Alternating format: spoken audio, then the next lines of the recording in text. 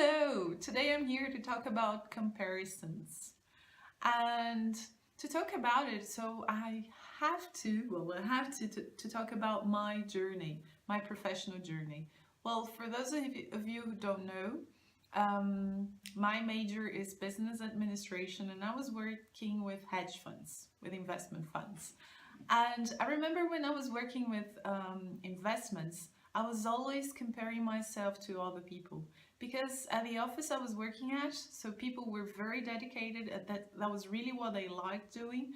And even though I didn't have like much trouble or difficulty, in doing what I was doing, but I remember I was not so as motivated as they were, like working late at night, doing extra time. I wasn't really motivated to do that. And so I was always comparing, and of course, my performance wasn't as great as theirs because I wasn't that interested. And I remember also that we had to read all kinds of news, world news, to be aware of the trends, of the financial trends, and stuff like that. And I was always comparing myself to other people. And then I moved completely, um, and I started working with English classes and German classes and translations and doing things like that.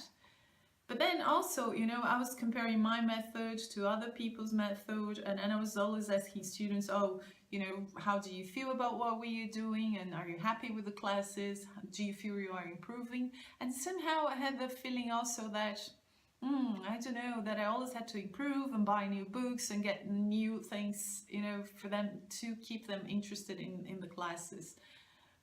But then, during my classes, I realized people were actually, when they came to classes, they were actually more interested. And I noticed like some sort of a pattern or standard people who came to my classes who were people who were interested in sharing what they had in their hearts or in their minds with me. And I realized I had this gift. Well, I had this gift of making, or how can I say, providing a safe environment for people to share what was bothering them, or what, the troubles they had or things they had in their lives. And I remember many situations in which my students, just told me, oh, what's funny, I come here and I tell you all about my life. I have even a student who tells me, I think I will stop my therapy and I will just come here and talk to you because, you make me feel so good, and you always show me like a different point of view to whatever I'm experiencing in my life. So I realized that was a gift I had, but I wasn't, how can I say, I couldn't rely on my capacity on doing what I was doing, because like doing it professionally, because I didn't have any background like formation education wise. So I started taking many courses, and that's when after a while I got to know the Miracle Choice game.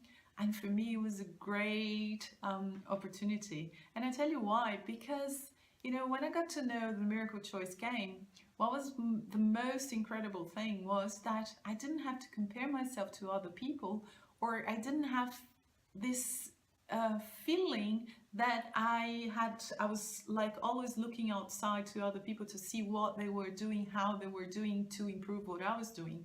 Because somehow, after finding out what my gift was, my real gift was, so I was free to let it manifest it by itself, like just let my light shine, and then just be what I was, how can I say, just be what I was.